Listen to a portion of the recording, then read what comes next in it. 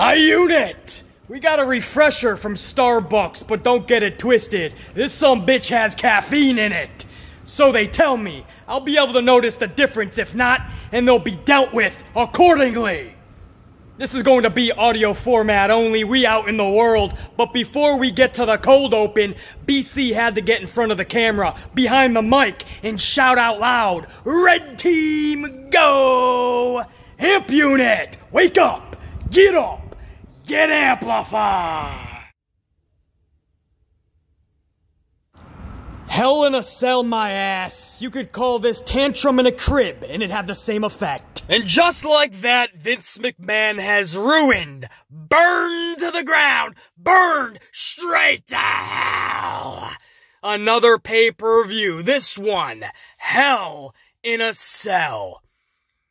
Because if you are being honest with yourself, this event has been destroyed. And we probably should not be shocked or that taken back, because we have seen the old bastard from Stamford, Connecticut do this time and time again with his pay-per-views. Just recently, I can think back to Money in the Bank, when James Ellsworth was retrieving a briefcase in a women's Money in the Bank match. It took away any realism in that match going forward, because it tells the viewer, oh, this match can end with anybody ascending that ladder. The participants don't mean jack shit. That's what it did. It totally devalued Money in the Bank. The Royal Rumble. How do you screw up the Royal Rumble? How do you put doubt in your own fan base that the Royal Rumble isn't even what you thought it was? The Royal Rumble can't even be prestigious. Well, I'll tell you how you do that. You have somebody win the Rumble. The whole prize is that you get to go to WrestleMania and get your one-on-one match for the title of your choosing. And instead, McMahon inserts a third dude just because he cried and moaned. Just because he bitched his way and said, I want to be in it. I deserve to be in it. And instead of one-on-one with the guy who won the actual Rumble, we got a triple threat, because all you have to do in today's WWE is cry a little bit. Just cry. Just give a little bit. Just a little bit of those tear droppings, right? Pass around the tear bucket.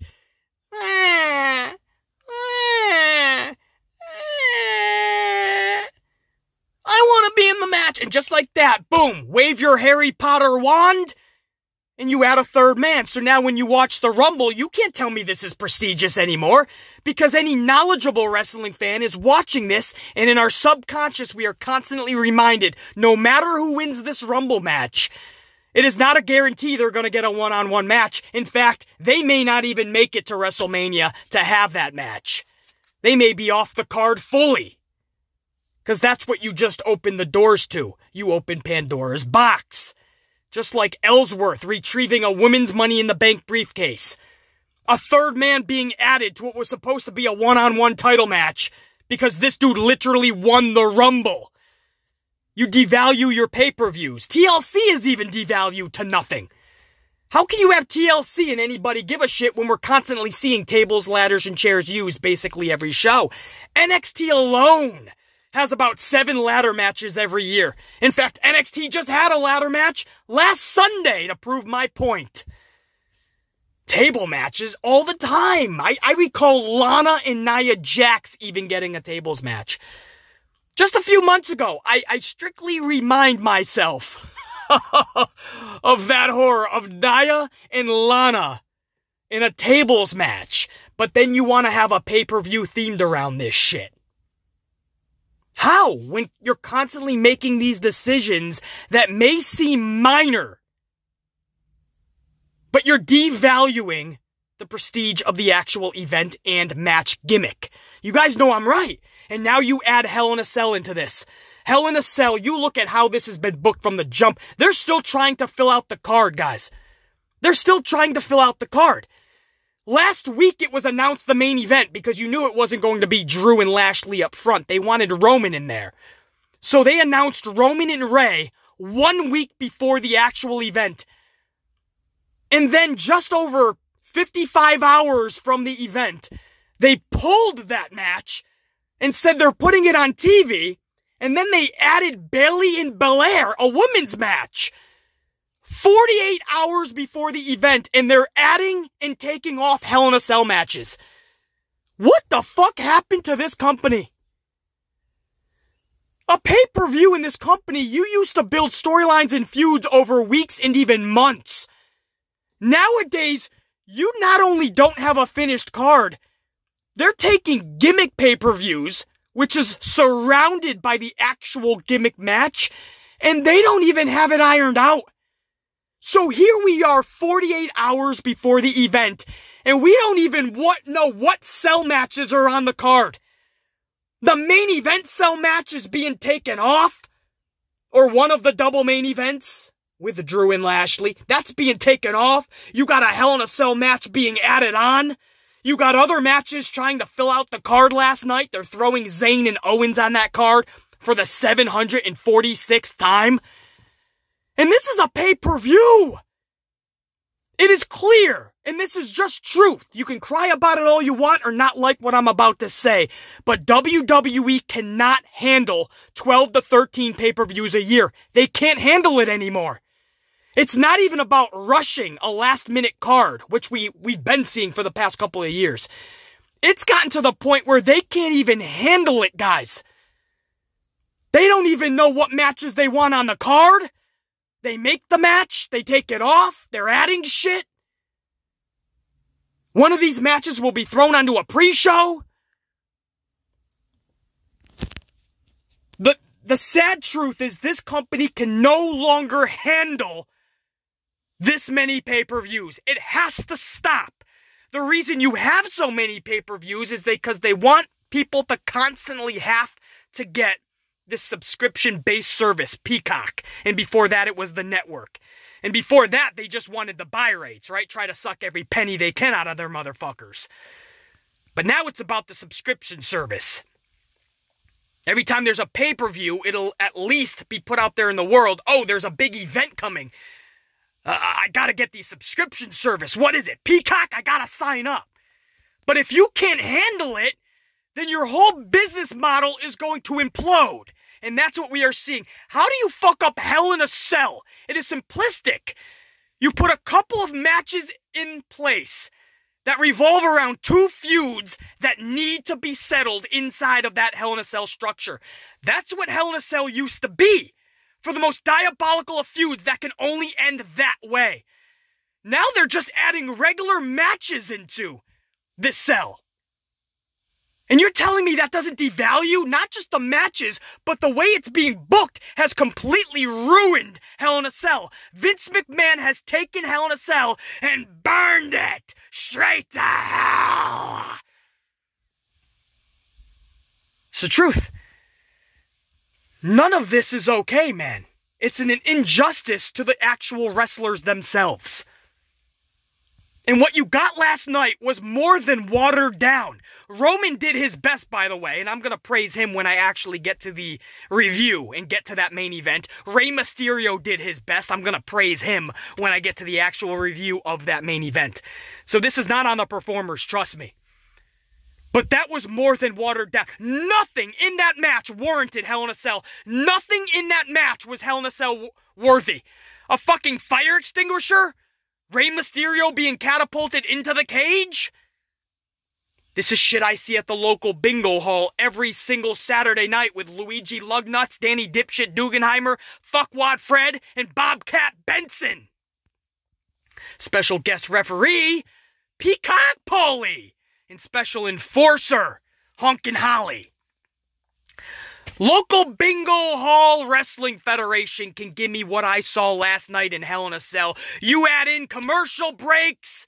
You add in the fact that it was barely 15 minutes. And you wonder why Hell in a Cell doesn't feel special anymore. This was an absolute circus sideshow. Hell in a Cell is ruined, just like Money in the Bank, just like TLC, and they're even trying to ruin WrestleMania by pimping out that name just to try to suck some extra pennies out of their audience. WrestleMania Backlash. It won't be long till it's WrestleMania SummerSlam. Until the name WrestleMania doesn't even mean jack shit.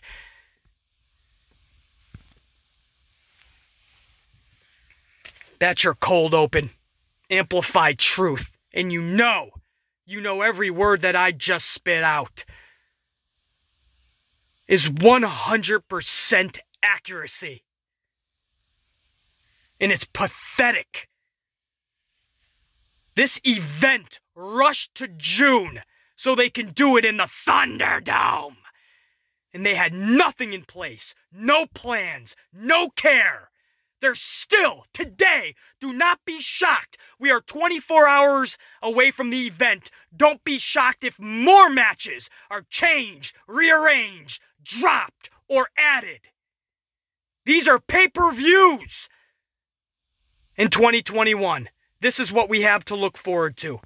If the company doesn't put any care or thought into it, how the fuck do you expect your audience to?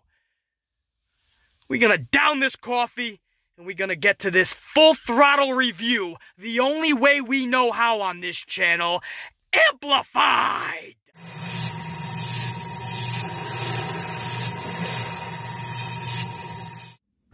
That's right, PF Changs. You know what's up, dog? The show starts with Ray, middle of the ring. The cell is lowered and Mysterio is demanding Roman come out and accept his challenge for the night.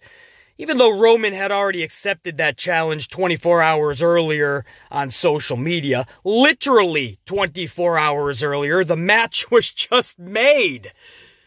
Fucking at 9 p.m. Eastern time the night before. That's how erratic this company is, but we already went over that. We'll go over it a million more times, I'm sure. Probably this week alone. But Roman had already accepted it. Rey Mysterio says he just wants to hear it face to face now. In fact, in his promo, he actually used the words, "Even though you accepted my challenge on Twitter, I want to hear it face to face." The fact that we're acknowledging and using Twitter in our promos now is just cringeworthy. That's how business is conducted these days, on Twitter. If you're not giving your thoughts, your opinions, and all up in your feelings 24 hours a day on Twitter, if you're not tweeting 24/7, are you really living? Even though you accepted my challenge on Twitter, Roman. That's how WWE is doing business these days. And you got production showing the tweets, showing everyone why this match is happening, and it's official because it was on Twitter. You guys know how I feel about the whole social thing. It's so fucking cringeworthy. And now to hear it on WWE programming, it's just so corny. I really hope going forward we don't hear that. Just do everything right there, in the ring, on the ramp, backstage, in the parking lot, I don't give a fuck.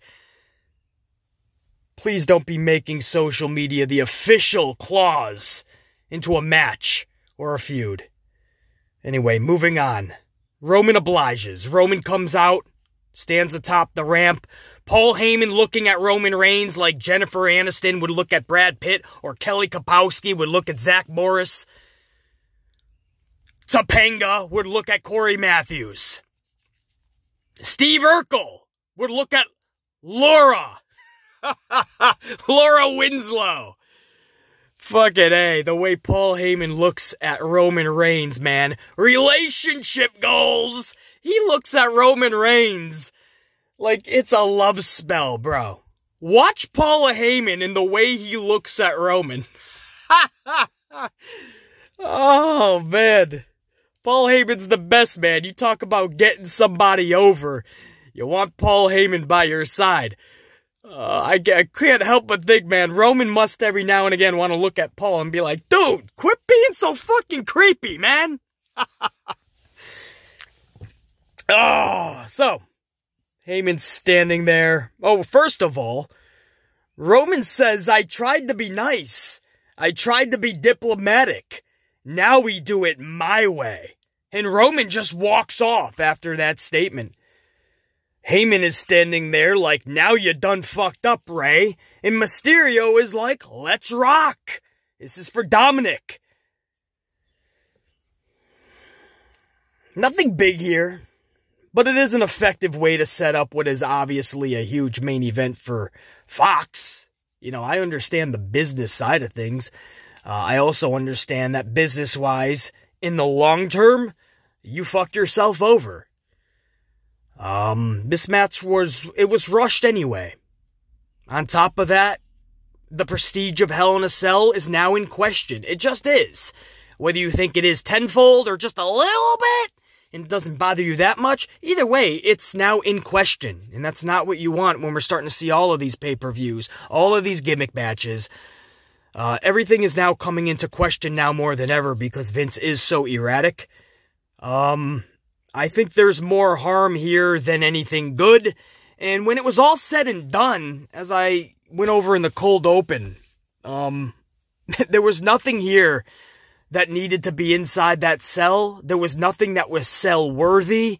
And when it was all said and done, you just diminished Hell in a Cell and the whole match concept. But we'll go over the actual match in depth. Again, the wrestlers in this thing, Mysterio and Roman, in this main event, and I'll elaborate and go into detail later on when we go over the match, but they were phenomenal. That wasn't my problem in this night.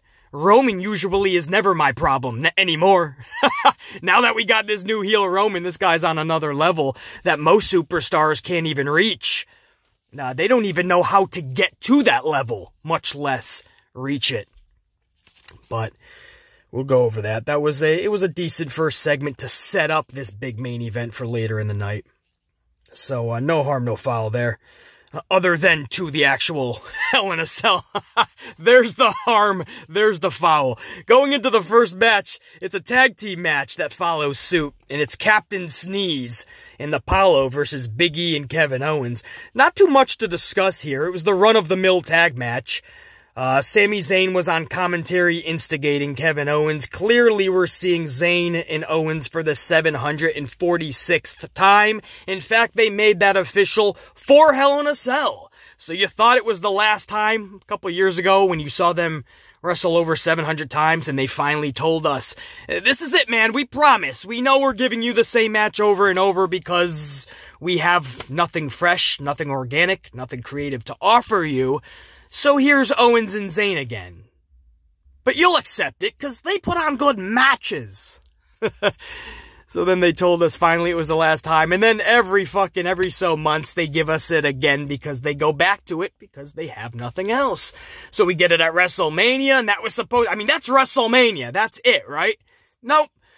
Here we are a couple months after WrestleMania, and we're gonna get it again. We'll get it again at Survivor Series. We'll get it at the Rumble, and everybody wants to say, but it's a good match, basically, so I'm okay with it. No, these matches are getting lesser and lesser in the intrigue department. They're diminishing in value because we're starting to see less and less from them in the ring. It's just the truth. Their best matches are in their past. Together, anyway. That's the truth. Watch their last 3 up front. And you tell me I'm wrong? Bro, I've already done my research. I would never come either in front of this camera or behind this microphone with bullshit. I will do my research every time I pump content out to you guys. The last 3 matches they've had are fresh in my dump. Bro, it's not what they used to do. So I personally, as a fan who have seen this 746 times, I no longer need to see Zayn and Owens. I don't know how anybody is okay with this. But we're gonna see it again at Hell in a Cell. WrestleMania meant shit. Anyway, what else can we possibly say about this match, man? Captain Sneeze delivers a Nigerian nail to Owens and collects the 1, 2, 3. Post-match, Owens receives a second Nigerian nail. And backstage, Zayn is having a parade watching Owens get beat up. Well, shit. I'm in. That's enough to get me invested for 746 Owens and Zayn. Zayn is having fun, Owens is getting beat up. I'm in. Wow, this is riveting. The shit they did in NXT is more riveting than what the fuck we're getting in 2021. I know I'm the only podcaster, YouTuber, content creator that's gonna tell you guys this. I'm supposed to, because it's Zayn and Owens and we really respect them. We love Zayn, we love Owens, so I'm supposed to get behind this microphone and say, this is good. Remember? Fight forever! That's what we used to chant for Zayn and Owens. Back in those NXT days, at least. Fight forever! And, you know, I'm supposed to say that here in 2021. And it's just not, I can't. I gotta be honest and truthful with you guys, man. We have to stop seeing these same two guys just because they have nothing else for them. So they keep going back to the same thing. Because you can't lie to yourself, because you wouldn't be lying to BC. You can't lie to yourself and say, there's actual storyline here. BC, the storyline is they can't stand each other for all of time. No, that's not enough anymore. If that's the case, then it was over once and for all, definitely at WrestleMania. No. Here we go again. And we're months removed from WrestleMania. We're a couple months removed. It's not even like a payback or the pay-per-view afterwards. I don't know, man. This is just a microcosm of a bigger problem in WWE, where when they have nothing, they rest on the redundancy. And it's a problem that I see in this company far too often. So I'm not just harping on Zayn and Owens. That's just one little issue in a much larger problem for this company. Anyway, that's your tag team match.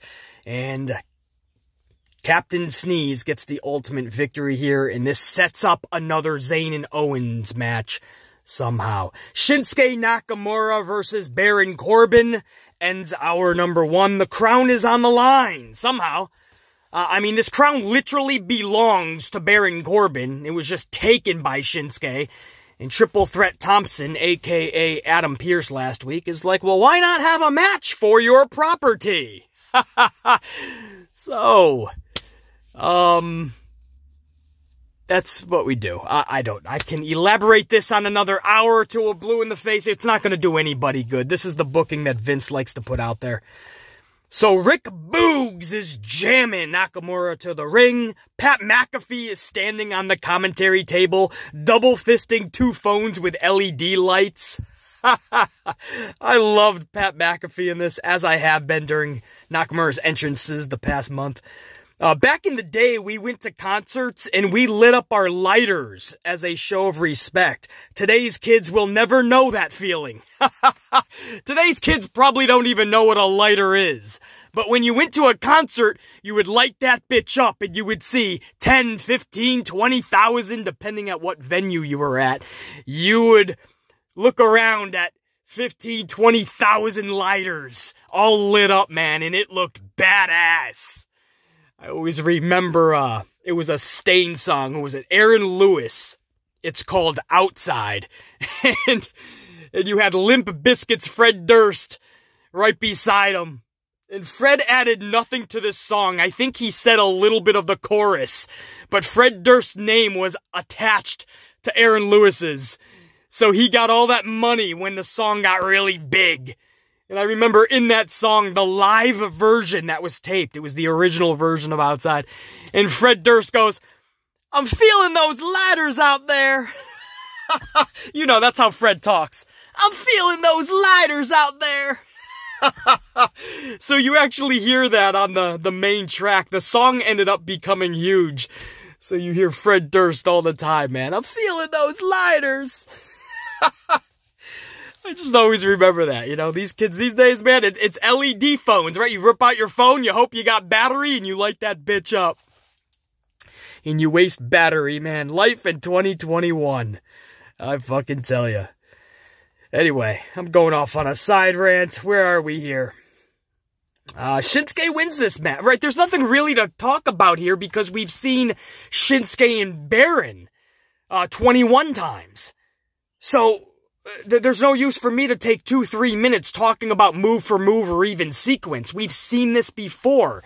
And if you're a fan that doesn't forget what they've already seen, if you're a fan that uses logic and common sense, definitely if you're a critic or a journalist, quote-unquote, of pro wrestling, then there's nothing to talk about here. Because it did not top anything they've done in the past. And even that bar was set low.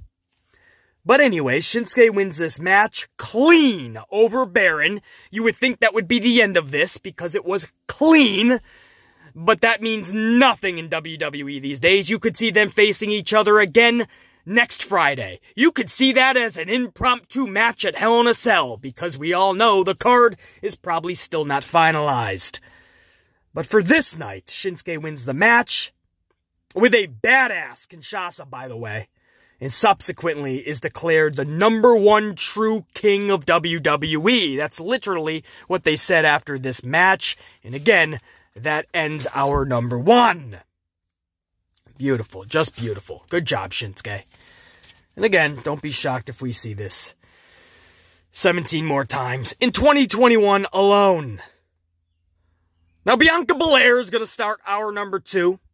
She tells Bayley she wants their match Sunday to be inside of Hell in a Cell. Just another reason, again, why Roman and Rey was pulled from the card. So we can add the females. Maybe there were some people on social that were crying out that the women were not in a Hell in a Cell match. They don't need to be, by the way. You know, just like if there's a year where 2 women's feuds are so epic that they have to be in Hell in a Cell, and there's just not a men's feud that is big enough. We'll be fine with that. We're not going to cry out and say, no men in the cell? This is stupid. Boycott. You know, we're not going to do that, man. So, I mean, you guys know how high I am on Bianca Belair. I love Bianca, man. She's doing the best with what she's been given. Bayley is doing the best Bayley work of her career, I feel. Match-wise, wrestling-wise, it's going to be hard to argue. NXT is going to be right there. But character-wise, this Bayley's great. And, to put them inside Hell in a Cell, it just doesn't make sense. But this whole booking has been erratic. In the last 48 hours for Vince McMahon booking this shit, I mean, the guy's losing it. Straight out. But they took out Roman and Rey. They inserted Belair and Bayley. So now it's never more evident now. They wanted the females in there. Bianca says in the middle of the ring, first they ignore you, then they laugh at you, then they fight you, then you win. She holds the title high. Bayley hits the ring, fucks Bianca up, and then Bayley holds Belair's title up high. This was a simple yet effective setup for their match Sunday. Both ladies did great. My problem is with how little care this pay-per-view has been given. Matches being made last minute, the main event pulled from the card, a Hell in a Cell match added 2 nights before the event. All of this shit is what bothers me. It's not Belair and Bayley. Trust me. You know, I know a lot of people are saying, oh, this is stupid, this feud. And Belair is not what we thought she was gonna be. What are you talking about? Belair is fine. Belair's one of the best talents that company has right now, and she just keeps improving. Believe it or not, she's still a little green. You wouldn't even know it most of the time because she's that fucking good. Character-wise, she's doing the best with what she's giving. She's like the Rocky for females, you know, that's her character. They told me it couldn't be done, especially this soon. I'm showing everybody that it can be. You work hard, you do things the right the right way. I can fucking speak another swig of coffee in a second. You do things the right way, and the good guy will win. The good gal will win. You know, that's the character they want her to play, man. And she's doing good. Her promos are getting fucking better, man. She's not letting shit bother her. And when a sumbitch steps in front of her, she will put her down. I don't get what people want. I mean, people are so quick to throw her to the wayside. Just like they did Drew Mac. Everybody, Drew McIntyre has to be champion. He has to be champion. He gets the belt. Oh, I'm done with it, Drew. This is boring. Fucking fucking Bianca Belair, my bad. Bianca Belair. She has to get the belt. She's ready, man. She got to get the belt. Belair, there's something special in Belair. She gets the fucking strap. I'm bored with Belair. I'm done with Belair. I'm not saying the storyline or the booking is top-notch or even close, by the way. But the way that fans absolutely jump off of their favorite wrestler or a wrestler that they respect, the way they jump off their bandwagon so quickly is sad. It was amusing. It was laughable. Now it's just sad. Bray Wyatt, man, tried to give us the best fucking character work that this company has given us in years. And we all were like, oh, awesome. The booking turns a little tragic when Vince McMahon has this dude lose matches he should not be losing. And everybody jumped off the Bray Wyatt bandwagon. Nobody wanted to support the guy anymore. Oh, this is stupid. He's done. This is boring. Stupid character. I'm like, what are you guys doing, man? Not liking the booking is one thing. But ditching these wrestlers so quickly? Man, that's worse than what Daniel Bryan called these fans, which was fickle. It's way worse than that, man. This is delusional. Now I'm starting to see people jump off of supporting Bianca Belair. It's not that, basically. It's just the booking we don't like. We like Belair. No, you're literally ditching Belair right now. That shit's gotta stop. Belair's doing fine. This company has 1,000,005 problems right now as we speak. Some large, some small, a lot in between. 1,000,005 problems. Bianca Belair right now is not one of them. She's badass. She's a good wrestler. Her mic work is getting better. She is a damn fighting champion. Let her have a fucking reign. Damn, relax, everybody. Get off Belair's shit. She just won the title 2 months ago. You got people calling for her to drop the title, bro. I'm not making this up. Next up was supposed to be Otis versus Dawkins, but instead it was the annihilation of Dawkins? Dawkins!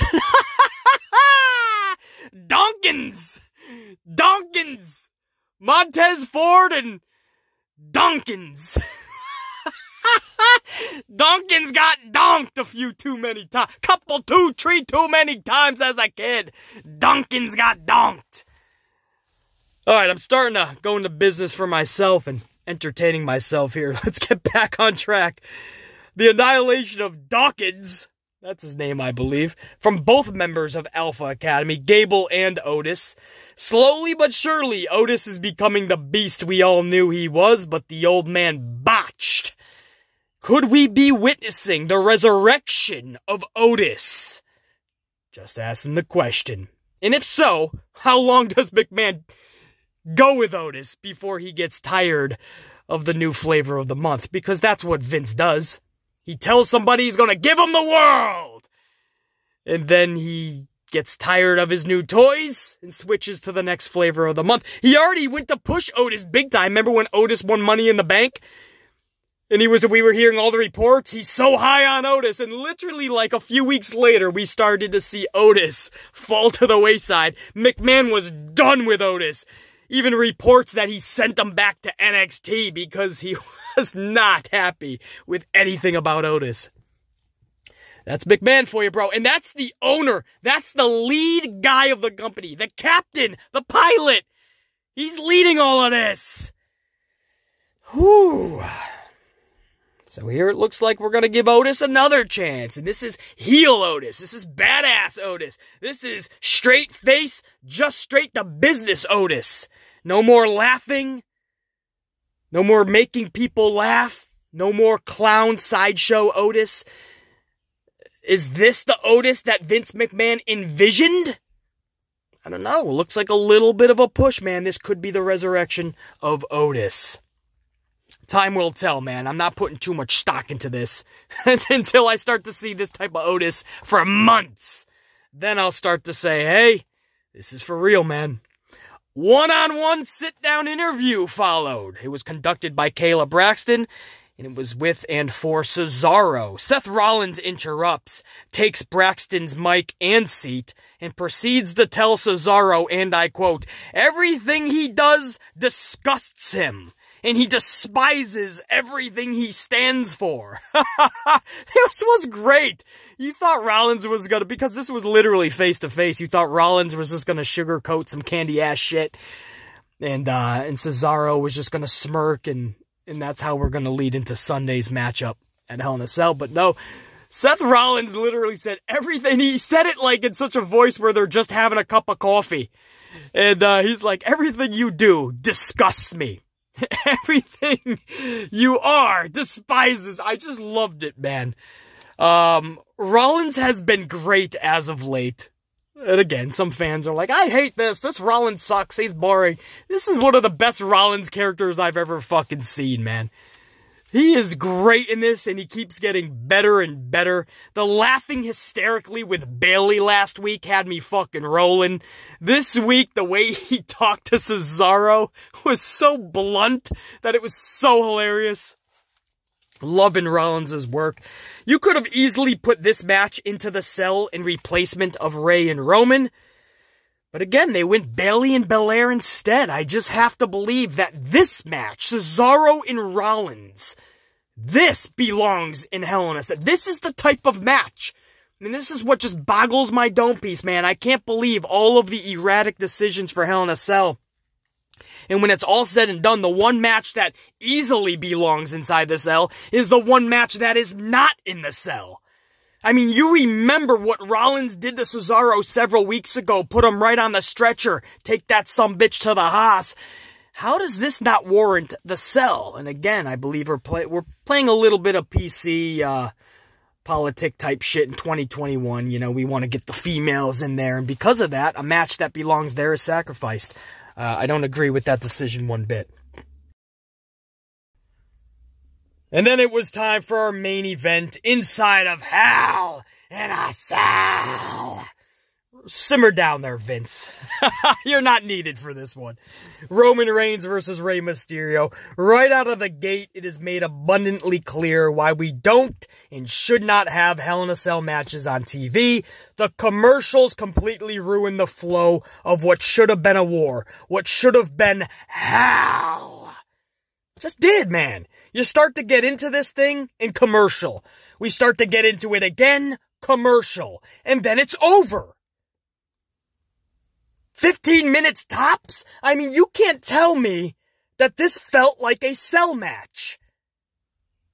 Mysterio gives his all, but Roman is fucking with a level that no other wrestler even knows how to get to. So, of course, Roman's performance, top fucking notch. I love when he talks shit while in the fucking match. That's the best. I mean, this guy's on another level when he does that type of heel work. He wins this thing with like a stand-up guillotine, or a version of it anyway. I thought it was really badass. Mysterio tapping for his life, standing up.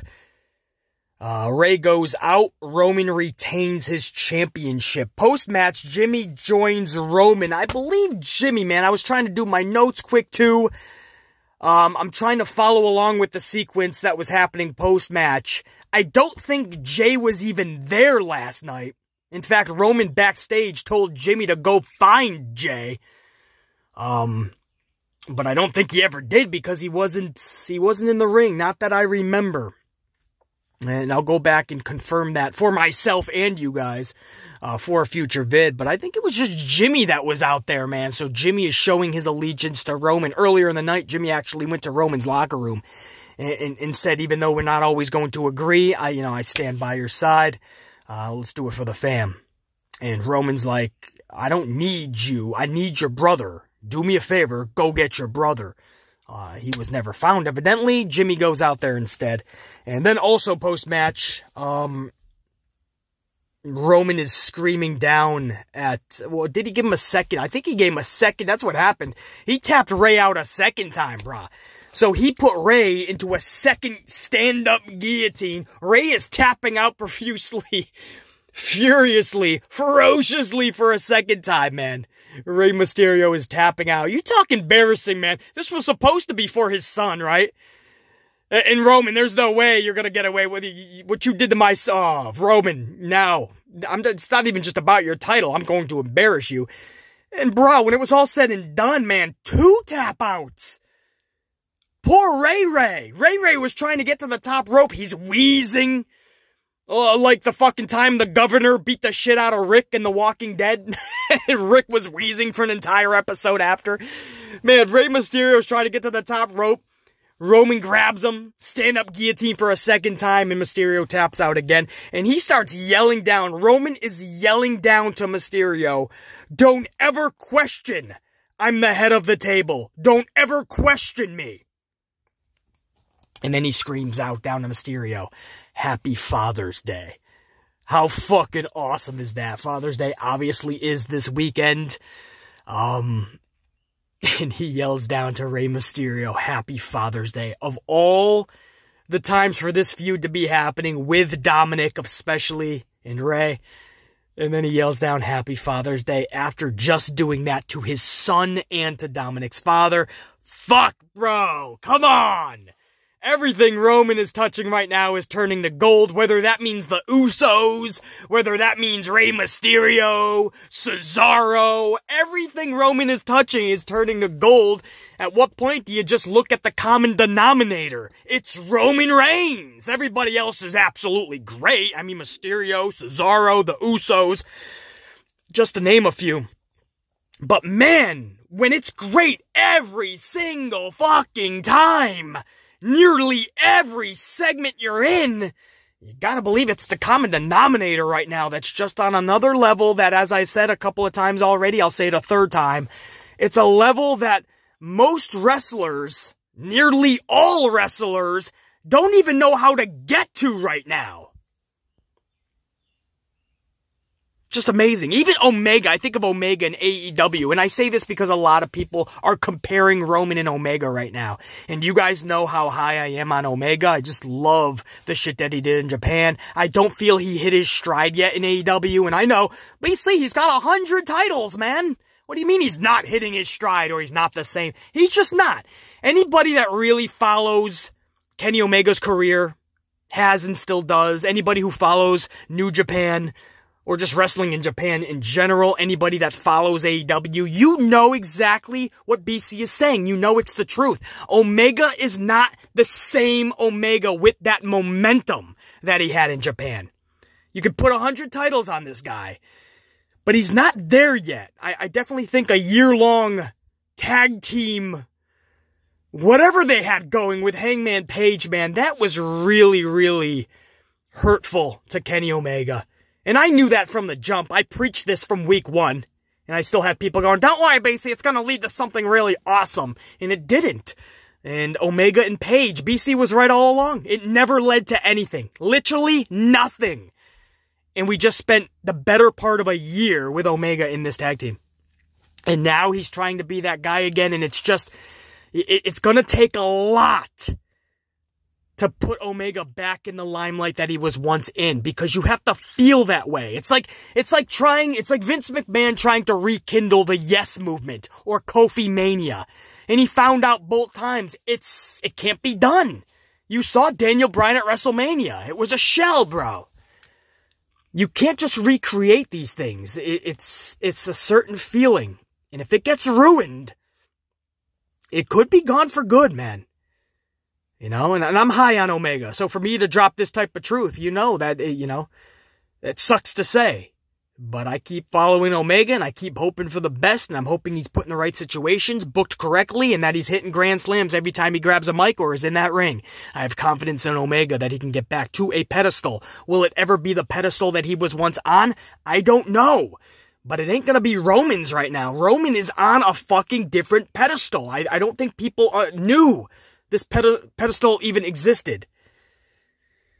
We knew he'd be better when he turned heel. We preached it for 5 years, the almost 5 years that I've had this channel. I preached that son of a bitch turning heel, because we knew it was going to be a better Roman. But wow, this has gone off really good, man. And even when you have Vince McMahon erratic booking, like moving a main event Hell in a Cell match 2 nights earlier to a Friday night, Even when you do that and the booking is erratic and Vince is erratic and it doesn't make sense and it's stupid and it lowers the prestige of the event and the match itself, even with all of that, you can at least depend on Roman delivering that home run Grand Slam experience and performance. Anyway, I think I've spoken high enough on this dude. We'll end that review right there, man. And that's your go-home show to Hell in a Cell. At the recording of this video, it is tomorrow night. Whenever you guys catch this video, I know some of you guys are late. Some of you will catch this on Sunday morning.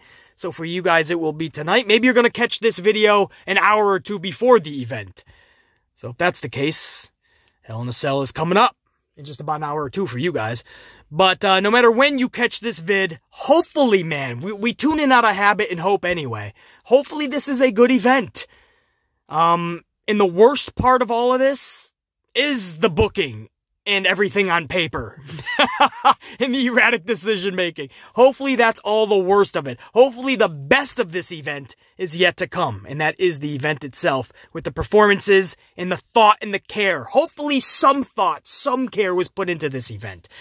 Don't hold your breath on it. But we are hoping. It's not like BC is going into this event just ready to shit on it. No. I go into this event with a blank fucking piece of paper, man. You dictate how the reviews go. You dictate how the good, the bad, and the ugly review is going to go within the next 24 hours after the event. And when BC does his review, this company gets to dictate. That's the beautiful thing here. I never have a preconceived way of going about my business. I never have an agenda. I never have a shtick. I want to talk about the positives, man. I want these fucking beautiful, soft-baked chocolate chip cookies that everybody's talking about on a warm summer's day with a rainbow. That's right, warm summer day with the fucking rainbow. Eating that soft-baked batched chocolate chip cookie and everybody's fucking hunky-dory. There's not a problem in the world, man. I want that experience that everyone's talking about. BC, talk about the positives, man. You're always talking about the negatives. Well, awesome. Awesome. I want to jump into that world. Let's talk about the positives. Let's do it. I'm on board. Let's do it. There's just one caveat. The company has to give me the positive to talk about.